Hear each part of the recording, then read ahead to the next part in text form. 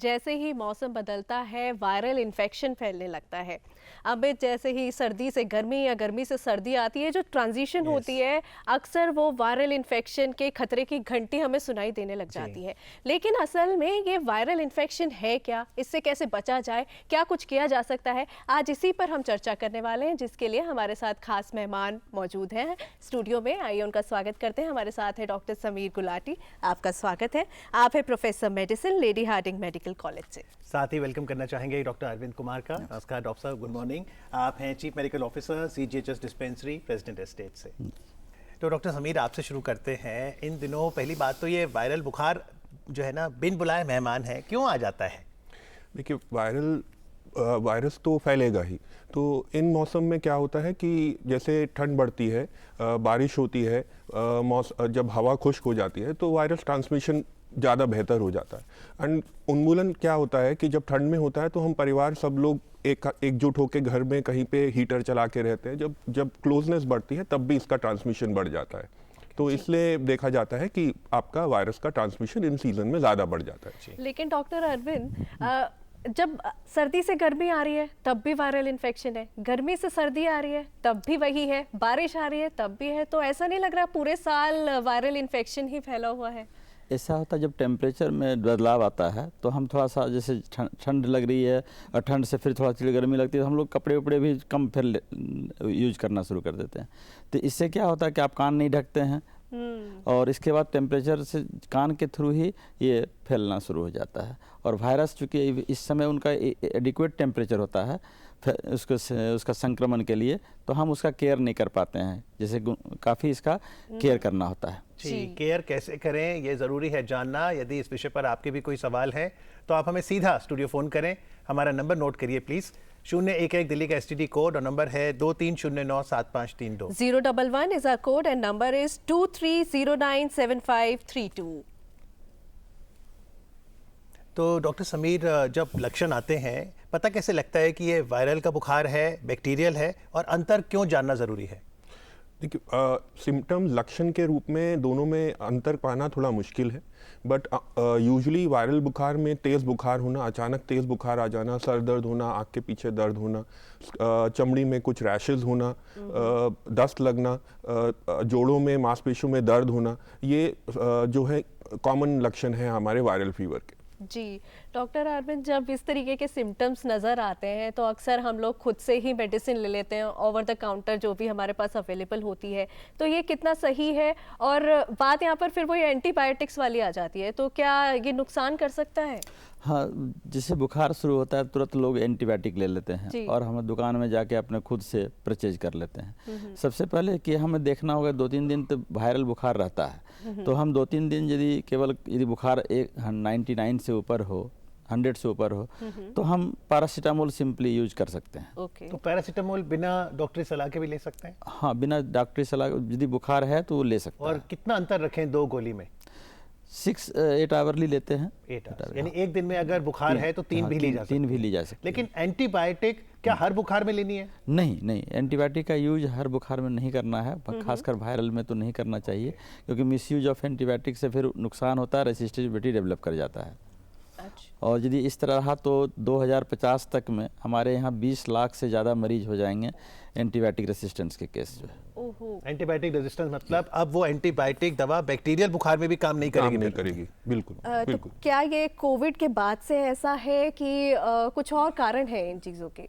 नहीं, ये तो पहले से है, क्योंकि कोई भी जो भी आपका माइक्रोब होगा, अगर उस पर जरूरत से ज़्यादा एंटीबायोटिक काम करेंगे तो वो भी उन एंटीबायोटिक से बचने के लिए तब्दीली ले लेता है। अच्छा। तो अगर हम लोग बिना कुछ सोचे समझे गलत इंडिकेशन में यूज़ करेंगे तो फिर इस तरीके की सिचुएशन पैदा हो सकती है। और इनफैक्ट जैसे डॉक्टर साहब ने बताया कि ये ऑलरेडी पैदा हो चुकी है और अभी बहुत सारे ऐसे ऑर्गेनिजम्स हैं जो हमारे नॉर्मल एंटीबायोटिक से काम नहीं कर रहे हैं। अच्छा, लेकिन डॉक्टर, जब हमें फीवर हुआ, वायरल फीवर हुआ, वो ठीक भी हो गया, लेकिन उसके कुछ दिनों तक, बल्कि कहे कि हफ्तों तक भी ऐसा लगता है कि सांस लेने में दिक्कत हो रही है, कंजेशन है, थकान महसूस हो रही है, चिड़चिड़ापन महसूस हो रहा है, तो ऐसा क्यों है? क्या वजह है? और क्या मतलब वो वायरस पूरे तरीके से गया नहीं है बॉडी से? क्या किया जाए ऐसे में?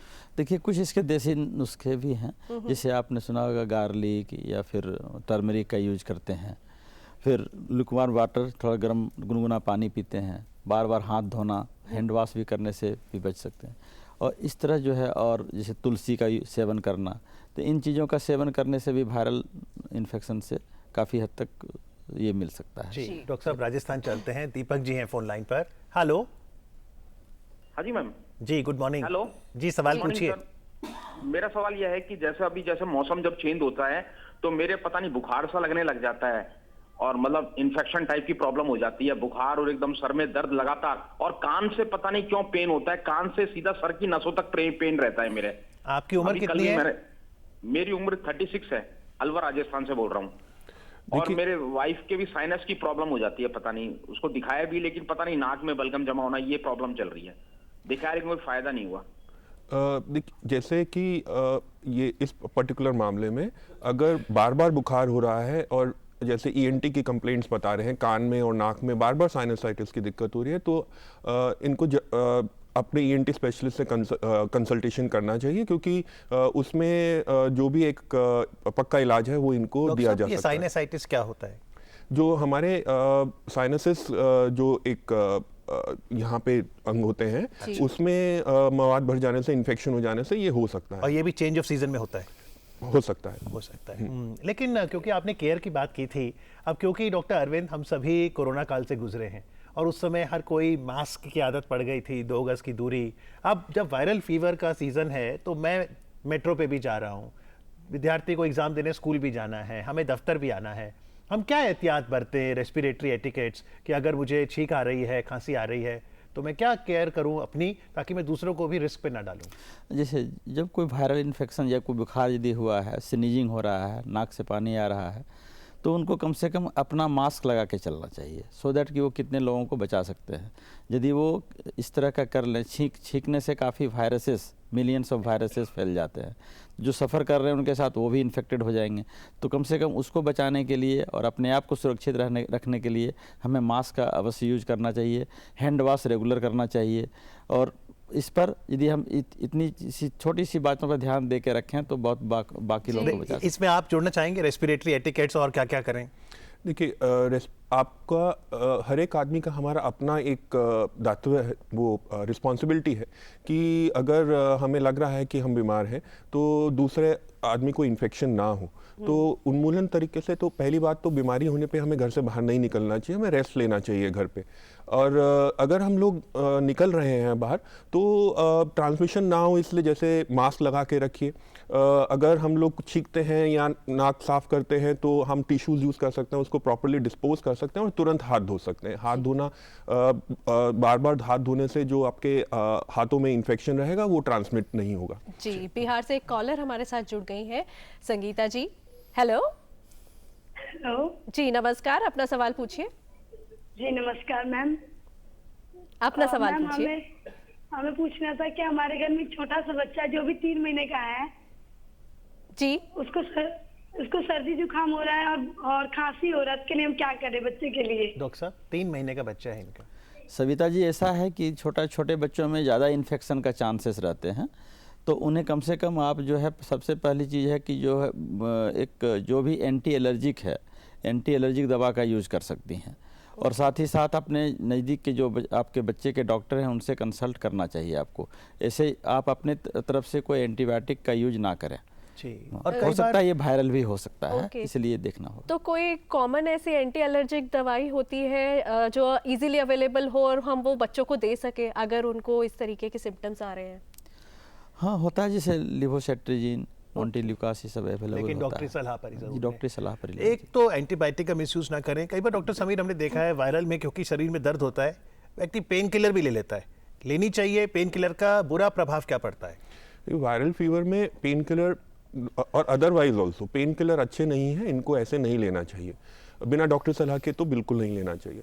वायरल फीवर में हमारा एक और कंसर्न है, और वो है कि क्योंकि डेंगू ट्रांसमिशन भी होता है, और डेंगू बुखार में अगर हम इस तरीके से पेन किलर्स लेंगे तो प्लेटलेट का गिर जाना, ब्लीडिंग होने के चांस बढ़ जाते हैं, तो इसलिए हम यूजुअली सलाह नहीं देते हैं कि डेंगू जब होता है बारिश में, वो भी वायरल फीवर है? बिल्कुल, डेंगू वायरल फीवर है। ओके, तो यानी फिर निमोनिया जो है वो भी वायरल ही है? हाँ जी। ओके। पर डॉक्टर साहब अगर भगवान ना करे कोई भी वैरायटी वायरल की हो गई, खान पान में क्या खाएं क्या ना खाएं, क्योंकि भूख तो लगती नहीं भूख डॉक्टर तो साहब। लगती नहीं है, खाने की इच्छा भी नहीं होती है, लेकिन हमें अपना शरीर में पानी की मात्रा और एनर्जी कैलोरीज की मात्रा तो लेनी है। तो इसलिए कोई तरल पदार्थ लेना, खिचड़ी, दलिया, सूप, ये सब, नारियल पानी, इस तरीके से आपको अच्छे से डॉक्टर लेना साहब चाहिए। मुझे भी तो नारियल पानी बहुत पसंद है भावना, लेकिन आज 1 मार्च है ना, तो मार्च, अप्रैल और मई ये 3 महीने गन्ने का जूस मिलेगा। मुझे गन्ने का जूस व्यक्तिगत तौर पे बहुत पसंद है। गन्ने का जूस पी सकते हैं या उसमें कुछ नुकसान है अगर वायरल किसी को है? हाँ, गन्ने का जूस ले सकते हैं, क्योंकि कोई भी तरल पदार्थ लेना अच्छा होता है, लेकिन गन्ने का जूस सब उसका हाइजीन कितना मेंटेन है उस पर भी डिपेंड करता है। कभी कभी वो यदि हाइजीन मेंटेन नहीं है तो अगर उससे हाइजीन बैक्टीरिया- मेंटेन है तो फायदा क्या है इसका? उसमें फ़ायदा होता है कि आपका जो यदि कोई भी तरल पदार्थ लेते हैं तो उसमें आपका ब्लड फिल्टर अच्छा होता है और इससे आपका यूरिनरी ट्रैक्ट अच्छा रहेगा। जी, भोपाल से हमारे साथ एक और कॉलर जुड़ गए हैं। प्रदीप जी, नमस्कार, अपना सवाल पूछिए। हाँ भावना मैम, मैं भोपाल से बोल रहा हूँ, प्रदीप। जी नमस्कार, सवाल पूछिए। Good morning everyone. Good morning.